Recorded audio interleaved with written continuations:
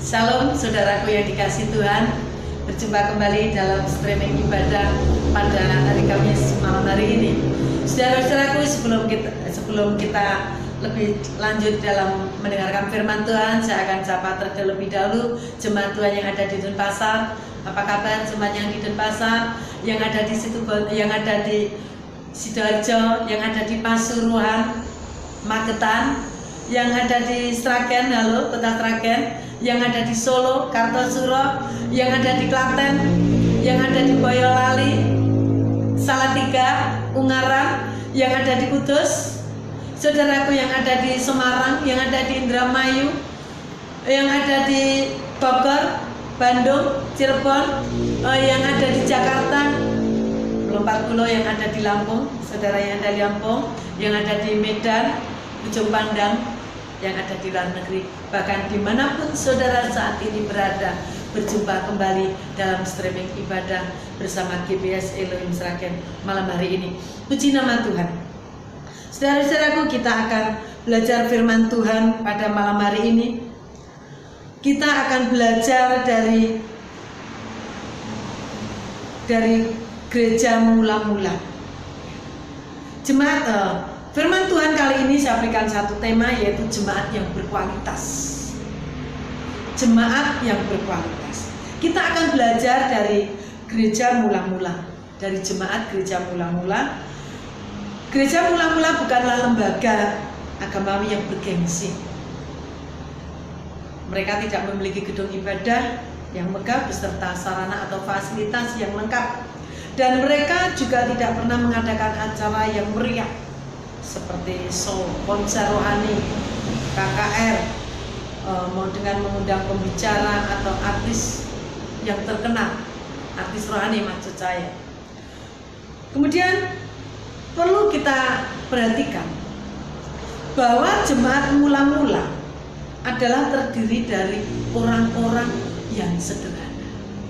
Notabene rata-rata mereka adalah para nelayan. Jadi orang kelas menengah ke bawah, orang-orang yang sederhana, dan jumlah mereka pun tidak banyak. Namun perlu kita perhatikan, jemaat gereja mula-mula mereka adalah orang-orang yang kuat, orang-orang yang mampu bertahan menghadapi tekanan, bertahan menghadapi ancaman, bertahan menghadapi aniaya yang ada waktu itu. Mengapa demikian? Karena jemaat mula-mula hadir, jemaat mula-mula lahir itu setelah Tuhan Yesus menderita, mati, disalibkan, bangkit, naik ke surga. Nah, setelah mereka ditinggalkan oleh Tuhan Yesus, muncullah jemaat mula-mula itu. Jadi kondisi mereka kondisi yang tertekan. Mereka adalah minoritas di tengah-tengah pemerintahan Romawi. Mereka ditekan oleh pemerintahan Romawi. Mereka ditekan oleh orang-orang Yahudi, para ahli Taurat dan sebagainya. Nah, sekarang kita akan bersama-sama membuka di dalam kitab Kisah Para Rasul pasal yang kedua.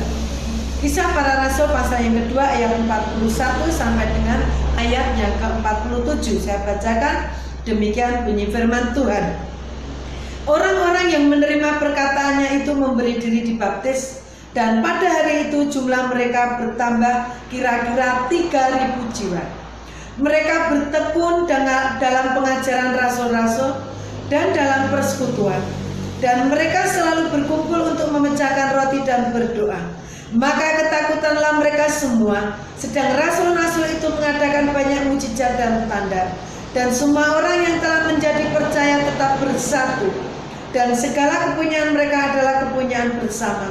Dan selalu ada dari mereka yang menjual harta miliknya, lalu membagi-bagikannya kepada semua orang sesuai dengan keperluan masing-masing. Dengan bertekun dan dengan sehati mereka berkumpul tiap-tiap hari dalam bait Allah. Mereka memecahkan roti di rumah masing-masing secara bergilir, dan makan bersama-sama dengan gembira dan dengan tulus hati, sambil memuji Allah. Dan mereka disukai semua orang, dan tiap-tiap hari Tuhan menambah jumlah mereka dengan orang yang diselamatkan. Nah, saudara-saudaraku, jemaat mula-mula yang mampu menghadapi aniaya. Sekarang yang menjadi pertanyaan kita, apakah yang menjadi rahasia mereka sehingga mereka menjadi jemaat yang berkualitas, jemaat yang tangguh, jemaat yang kuat? Rahasia yang pertama, mereka bukanlah sekedar perkumpulan, ya. Mereka bukanlah perkumpulan yang sekedar berkumpul. Mereka tidak sekedar berkumpul. Yang kedua, mereka bukan sekedar kebaktian, sekedar menyanyi, memuji, berdoa, mendengarkan kesaksian, tidak. Tetapi mereka sungguh-sungguh. Dan mereka tidak sekedar mencari hiburan dalam gereja. Jemaat gereja mula-mula dalam kondisi waktu itu, ketika mereka bersekutu, mereka bukan sekedar mencari hiburan. Saudara, perlu kita tahu ya, bahwa pada akhir-akhir ini banyak orang Kristen pergi ke gereja hanya sekedar mencari hiburan. Ketika di rumah mungkin sedang sumpek, ketika mereka menghadapi masalah, lalu mereka berbondong-bondong pergi ke gereja, mengikuti ibadah KKR di gereja A, KKR gereja B, mengikuti seminar dan sebagainya. Bukan mereka mencari Tuhan, namun rupanya mereka mencari hiburan rohani. Seringkali kita menemukan orang-orang Kristen seperti itu. Yang keempat, jemaat gereja mula-mula, ketika mereka bersekutu, mereka tidak sedang show atau pamer karunia, pamer penampilan. Mereka mencari pengaruh atau mencari pujian.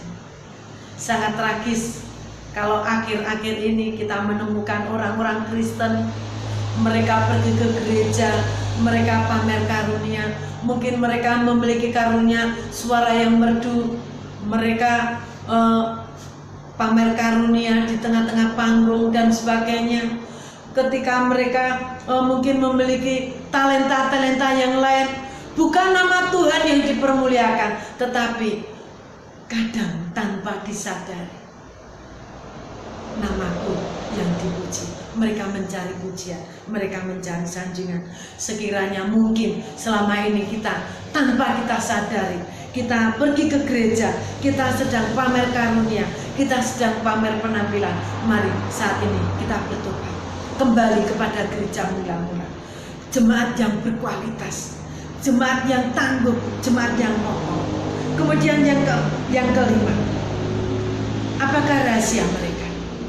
Rupanya jemaat gereja mula-mula, mereka adalah komunitas jemaat di mana Allah berkenan hadir, Allah berkenan tinggal, dan Allah berkenan berkarya di tengah-tengah mereka. Allah berkenan menyatakan kuasanya. Mengapa demikian? Karena jemaat gereja mula-mula adalah jemaat yang lapar, jemaat yang haus. Saudara, di dalam kitab Matius 18 ayat 19 sampai dengan ayat yang ke-20, di sana saya bacakan.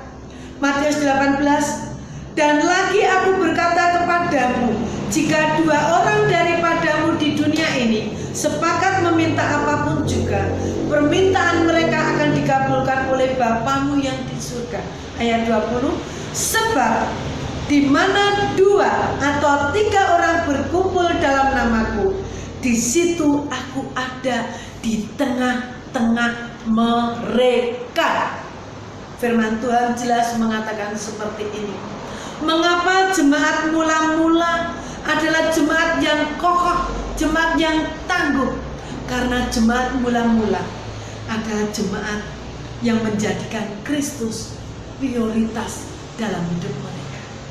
Kristus menjadi yang terutama di dalam mereka beribadah. Mereka tidak mencari pujian, mereka tidak saling menonjolkan satu dengan yang lainnya, tetapi Tuhan Yesus yang mereka tonjolkan, Tuhan Yesus yang mereka tinggikan.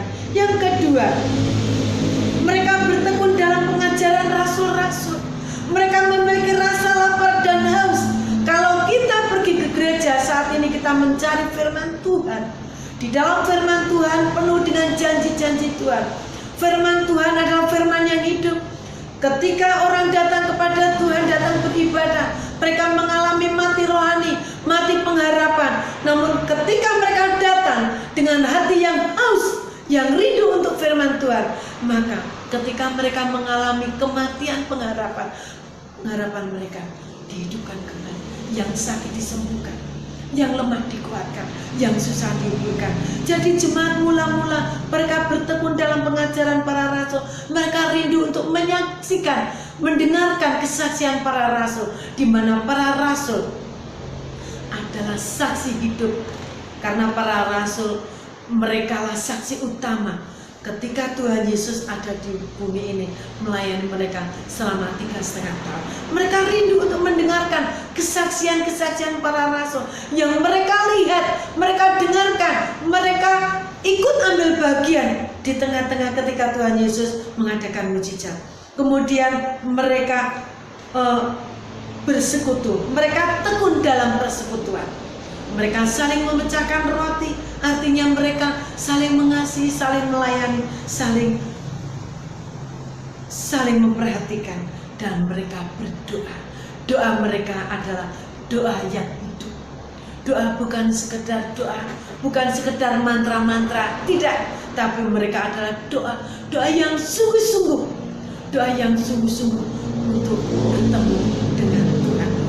Yang ketiga, mereka saling membangun dalam kondisi yang sama. Kalau mereka dalam kondisi tekanan pemerintahan Romawi, mereka dalam tekanan orang-orang Yahudi, tekanan para ahli Taurat, mereka saling membangun satu dengan yang lain. Untuk kita saat ini, mungkin saat ini kita menghadapi tekanan ekonomi, tekanan sosial, atau banyak lagi tekanan yang menimpa kita saat ini. Mari saudara, kembali kita belajar seperti jemaat gereja mula-mula. Walaupun kita dalam kondisi seperti ini, mari kita menjadi orang Kristen, menjadi jemaat yang kuat, yang tangguh. Apapun yang kita hadapi, mari kita tetap kuat. Kita menjadi orang Kristen yang kokoh. Puji nama Tuhan. Mari kita masuk dalam doa. Terima kasih Tuhan untuk firman. Firman mengingatkan kepada kami semua malam hari ini. Tuhan, kalau saat ini kami menghadapi kondisi seperti ini, seperti gereja mula-mula mereka menghadapi kondisi mereka tertekan pada saat itu Tuhan. Namun saat ini Tuhan, biarlah pada malam hari ini firman-Mu boleh mengingatkan kepada kami, firman memberikan kekuatan bagi kami, bahwa firman-Mu adalah firman yang hidup, firman yang penuh dengan janji-janji. Sebab itu Tuhan, ajar kami, mampukan kami Tuhan, untuk kami mempercayai sepenuhnya. Bahkan kami mempercayakan seluruh kehidupan kami akan setiap kebenaran firman-Mu. Terlebih Tuhan, kami mempercayai Engkau sepenuhnya.